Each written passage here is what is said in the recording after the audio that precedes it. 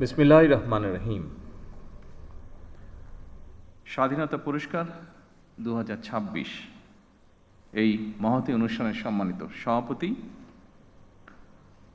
স্বাধীনতা পদকপ্রাপ্ত গুণীজন, মন্ত্রী পরিষদের সম্মানিত সদস্যবৃন্দ, উপস্থিত সেনা, নৌ ও বিমান বাহিনী প্রধানগণ,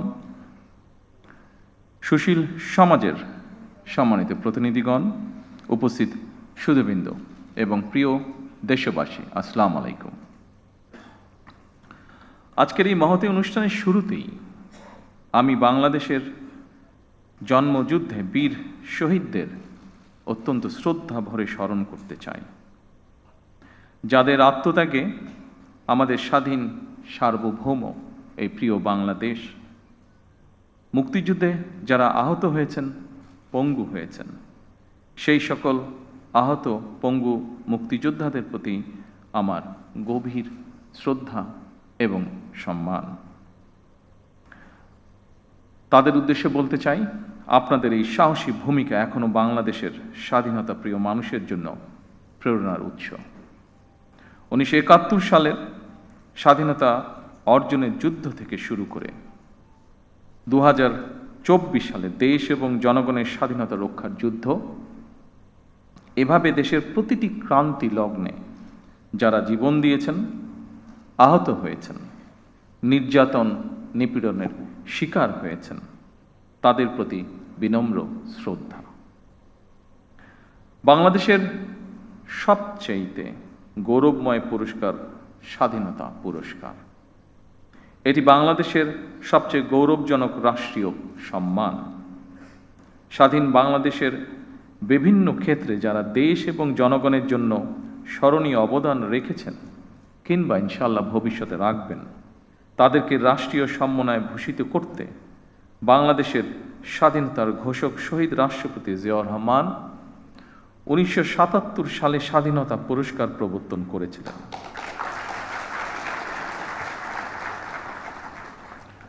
আজকের এই অনুষ্ঠানে আমি বাংলাদেশের স্বাধীনতার ঘোষক শহীদ রাষ্ট্রপতি জিয়াউর রহমান সহ স্বাধীনতা এবং মুক্তিযুদ্ধের ইতিহাসের সকল জাতীয় নেতার ভূমিকা এবং অবদানকে শ্রদ্ধা এবং ভালোবাসার সাথে স্মরণ করছি।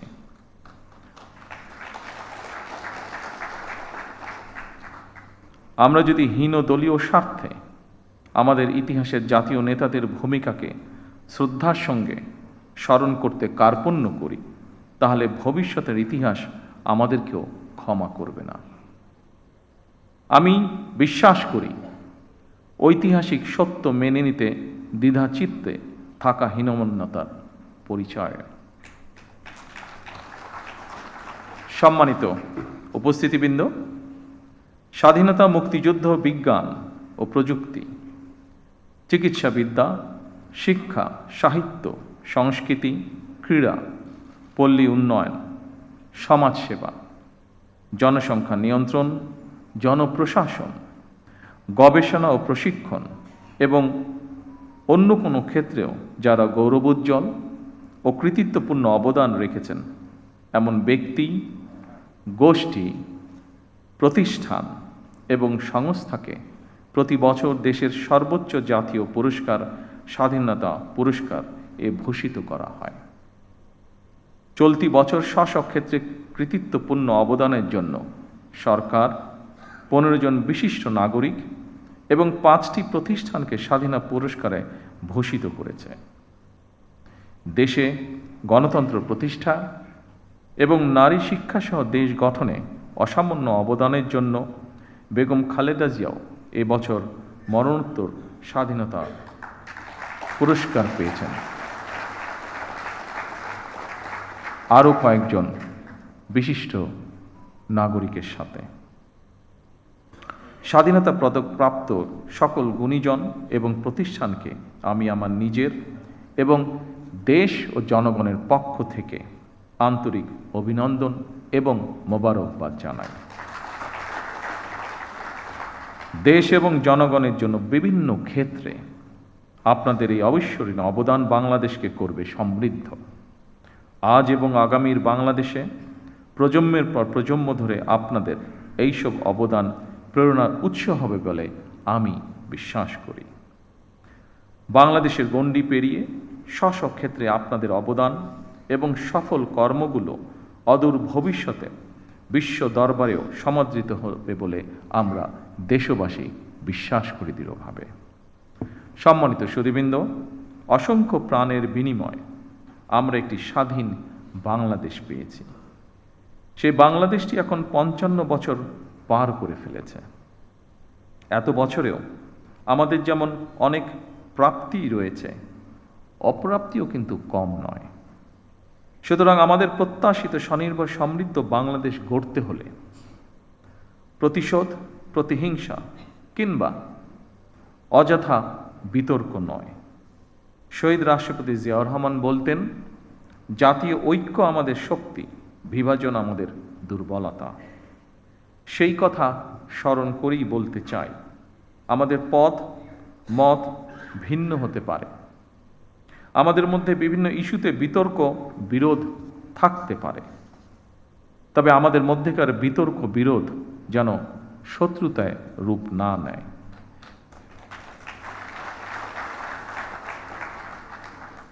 দেশের স্বার্থে অবশ্যই সে ব্যাপারে আমাদের সবাইকে অত্যন্ত সতর্ক থাকা জরুরি, কারণ বাংলাদেশের স্বার্থ বিরোধী চক্র এখনো সুযোগের অপেক্ষায় রয়েছে।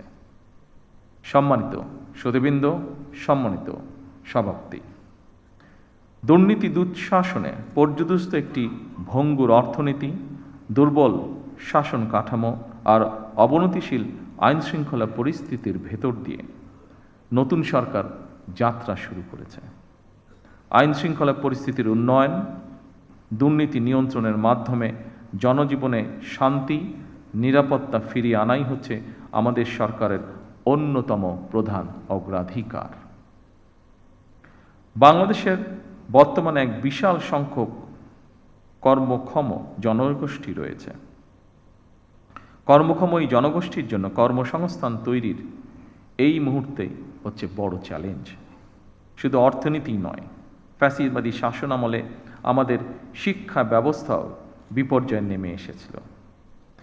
এমনকি ইন্টারিম গভর্নমেন্টের সময়ও শিক্ষা ব্যবস্থায় শৃঙ্খলা ফেরেনি দুঃখজনকভাবে। বর্তমান প্রতিযোগিতামূলক বিশ্বে টিকে থাকতে হলে দেশের শিক্ষা ব্যবস্থাকে আধুনিক এবং অবশ্যই কর্মমুখী করতেই হবে। শিক্ষা ব্যবস্থাকে বাস্তবমুখী করার কাজটিও আমরা শুরু করেছি। দেশের অর্ধেকের বেশি নারীদের জন্য নিরাপদ বাংলাদেশ গড়ে তুলতে না পারলে আমাদের কোনো উদ্যোগই সহজে সফল হবে না। এভাবে প্রতিটি সেক্টরকে চিহ্নিত করে সরকার কর্ম পরিকল্পনা বাস্তবায়নের কাজ এরই ভিতরে শুরু করেছে। জনগণের রাষ্ট্র পরিচালনার দায়িত্ব পাওয়ার আগেই আমরা বিস্তারিতভাবে দেশের জনগণের সামনে দলীয় ইশতেহার ঘোষণা করেছিলাম। রাষ্ট্র মেরামতের অঙ্গীকার নিয়ে আমরা প্রকাশ্যে জুলাই সনদ বাস্তবায়নের জন্য স্বাক্ষরও করেছিলাম। জনগণ আমাদের প্রতিটি অঙ্গীকারের পক্ষে সমর্থন জানিয়েছেন। এবার আমাদের অঙ্গীকার বাস্তবায়নের পালা। সম্মানিত সকল উপস্থিতিবৃন্দ, আমরা ইতিমধ্যেই জনগণের সামনে দেওয়া অঙ্গীকার বাস্তবায়নের কাজ শুরু করেছি। আমরা দলীয় ইশতেহারে এবং স্বাক্ষরিত জুলাই সনদের প্রতিটি দফা, প্রতিটি অঙ্গীকার অক্ষরে অক্ষরে পালন করব ইনশাআল্লাহ। আমি বিশ্বাস করি ব্যক্তিগতভাবে পুঁথিগত পরিবর্তনের চেয়ে মানসিকতার পরিবর্তন অত্যন্ত বেশি জরুরি। বিএনপি সরকার যতবার রাষ্ট্র পরিচালনার সুযোগ পেয়েছে বারবার চেষ্টা করেছে এর প্রমাণ দিতে। সম্মানিত উপস্থিতিবৃন্দ,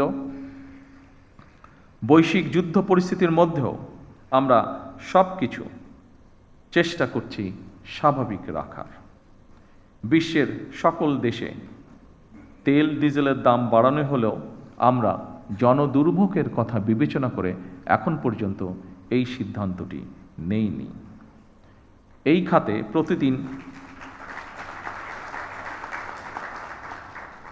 খাতে প্রতিদিন শত শত কোটি টাকা ভর্তুকি দিয়ে হলেও সরকার চেষ্টা করছে আন্তরিকভাবে পরিস্থিতি স্বাভাবিক রাখার। জনগণের সুবিধা নিশ্চিত রাখতে সরকার সম্ভাব্য সকল প্রকার প্রচেষ্টা অব্যাহত রেখেছে। কারণ বর্তমান সরকার জনগণের দ্বারা নির্বাচিত একটি সরকার। বর্তমান সরকার জনগণের কাছে দায়বদ্ধ সরকার। সম্মানিত উপস্থিতিবৃন্দ, প্রিয় সাংবাদিক ভাইরা, আমি আশ্বস্ত করতে চাই জনগণের বিচলিত হওয়ার কোনো কারণ নেই। তবে আমরা যদি সকলেই রাষ্ট্রীয় আচার অনুষ্ঠানে বাহুল্যের বর্জন, এমনকি পারিবারিক পর্যায়েও যদি অমিতব্যয়িতা পরিহার করি, তার জন্য আমি দেশের সকল মানুষকে অনুরোধ জানাচ্ছি। সম্মানিত সুধীবৃন্দ,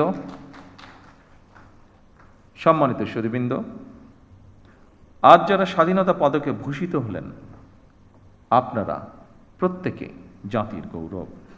আপনাদের মতন সফল মানুষরা আগামী প্রজন্মের সামনে দৃষ্টান্ত হয়ে উঠুন, এই প্রত্যাশায় আপনাদেরকে আমি আরও একবার ধন্যবাদ জানাতে চাই।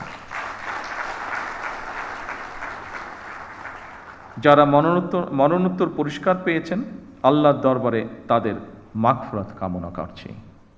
সম্মানিত উপস্থিতিবৃন্দ, আমি এই বলে আমার বক্তব্য শেষ করছি। আল্লাহ হাফেজ। বাংলাদেশ জিন্দাবাদ।